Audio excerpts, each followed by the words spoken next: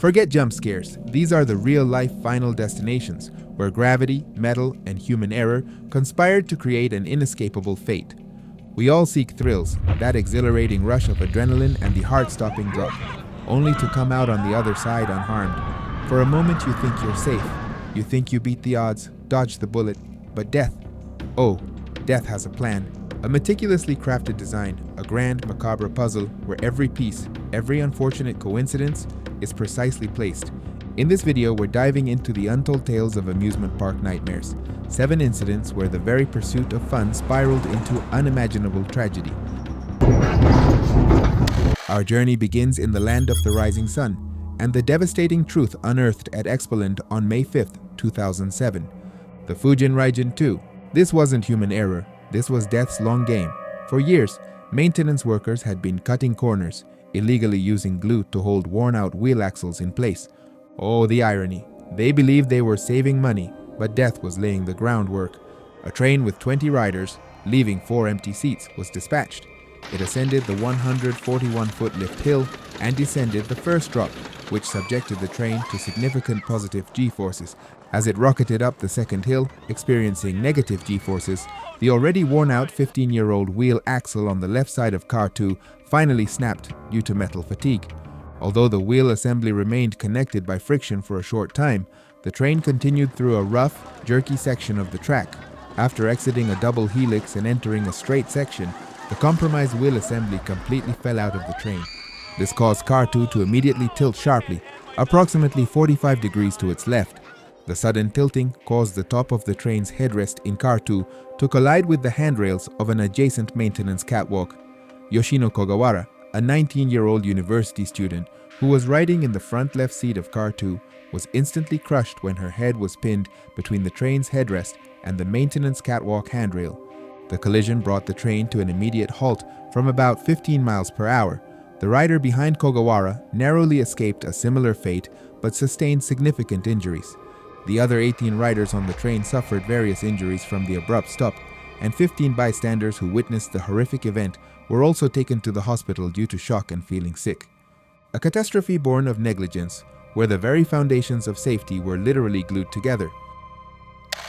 Now to the heart of a bustling Saturday at Six Flags over Georgia on June 28, 2008. The legendary Batman, The Ride, an inverted coaster, its lines stretching endlessly. But for a group of thrill-seeking teens, patience wasn't an option.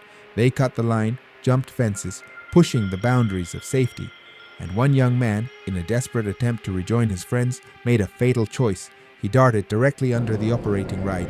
In a horrifying flash amidst the shrieks of the coaster, he was struck, decapitated. Guests on the ride mere feet away witnessed the impossible horror, a chilling calling card of fate fulfilled. You think you cut the line? No, you cut your own life short. An autopsy Monday ruled Ferguson's death an accident. And the insidious nature of death continued its hunt. At Six Flags New England on May 1st, 2004, the iconic Superman ride became a death trap. Stanley Mardarski, with severe physical impairments, struggled to secure himself. He attempts to board despite challenges. Death's cunning, providing longer seatbelts, a false sense of security, a subtle promise of safety that would be cruelly broken. The restraints, designed for contact with legs, became the very instrument of doom for someone without. During moments of intense G-forces, the rider was ejected. Faith Thomas desperately tried to save Stanley Mardarski's life on the roller coaster. Mardarski, who had cerebral palsy, unexpectedly rose from his seat as the ride approached its final turn. Faith Thomas, sitting behind him, initially grabbed his shirt and suspenders, pulling him back down. However, as the coaster ripped through the turn, Mardarski lost his grip and popped up again. Despite Thomas's desperate attempt to hold onto his pants, the intense force of the ride ultimately pulled him from her grasp. Mardarski, 55, was tragically flung to the ground. His left hand and arm severed by the unforgiving tracks, his body flung against a support beam, ending his life in an instant. A tragic reminder that not all thrills are meant for all bodies, and sometimes the very mechanisms of safety can prove fatal. Fast forward to October 27th, 2023 at Happy Valley. The Bullet Coaster, a ride already teetering on the edge of disrepair. This wasn't a sudden, unexpected failure, this was a ticking time bomb, a perfect storm brewed by death itself. Gross mechanical neglect, overdue parts, and a failing computer system. Train number 1, carrying guests, moved on to the launch track while train number 2 simultaneously entered the station to unload. As train number 1 initiated its launch, the ride's malfunctioning computer system detected an issue, causing the launch to abort. This triggered the magnetic brakes to engage, stopping the train's acceleration. However, as the train rolled backward down the first hill and into the launch track area, a critical failure occurred. The first brake fin was out of alignment due to a loose bolt, scraping against and destroying the train's magnetic brakes. This rendered the remaining magnetic brakes useless. The train continued its uncontrolled backward slide towards the station at high speed. It then slammed through a set of feeder wheels designed to slow or stop trains at low speeds and violently collided with train number 2, which was still unloading. The force of the impact propelled train number 2 backward out of the station and into a set of mechanical brakes. Train number 1 eventually came to a halt in the station, partially derailing.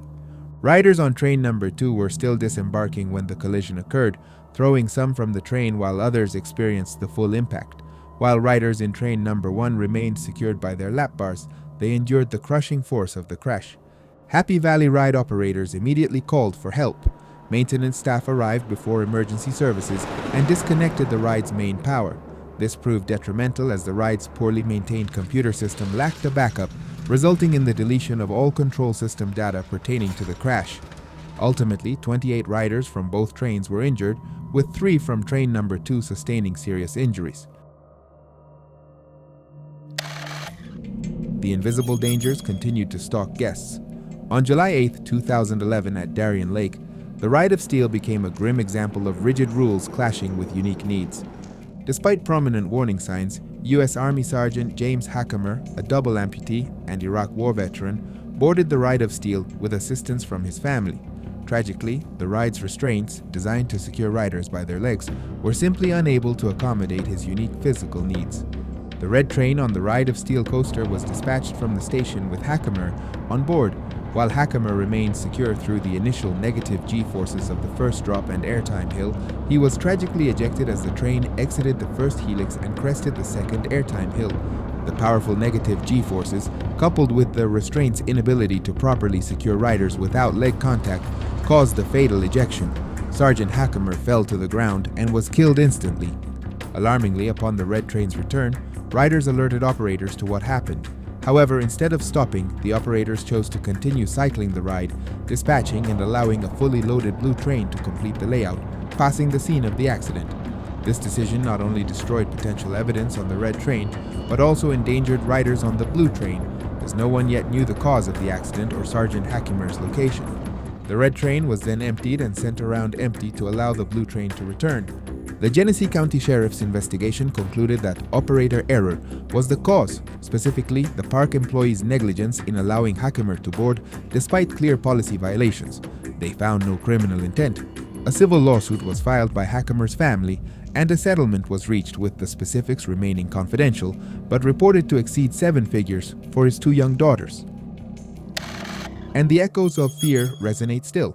On July 19, 2013, at Six Flags over Texas, the new Texas giant, a towering behemoth, claimed another life.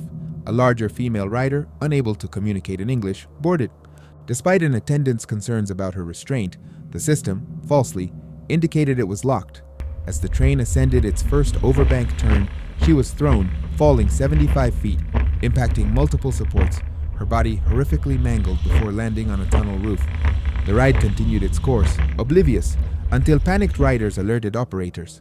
A horrifying reminder that when technology fails and human oversight is compromised, the consequences are utterly devastating. Finally, the most recent on our horrifying list, August 3rd, 2023, Fun Spot, Kissimmee, the Galaxy Spin. A 6-year-old boy tragically fell 20 to 25 feet from the Galaxy Spin ride at a theme park. The child was with his 10-year-old brother and a cousin, and they had ridden the attraction twice before. During their third ride, the boy, who was measured and allowed on the ride, was reportedly seen on video entering the vehicle and sitting in the far left seat. The lap bar was fully closed and checked by the operator, with an empty seat between him and his family members. However, inspectors noted that the child appeared to try to get out of the restraints before the ride started. While on the second level of the ride, which involves hills, and tight spinning turns, he was able to get out of his seat. The investigation suggested that the empty seat next to him may have made it easier for him to maneuver out of his restraints, leading to him either falling or being thrown from the ride vehicle. The consequences of even subtle design flaws, combined with the unpredictable movements of a child, proving that even seemingly simple rides can hide lethal dangers. These incidents serve as narratives of fate's relentless pursuit. These aren't just statistics, they are vivid proof that death doesn't just happen. It builds its own terrifying amusement park, where the only ride is your final journey. And no matter how fast you run, how clever you think you are, when death's design is complete, you will pay the final price.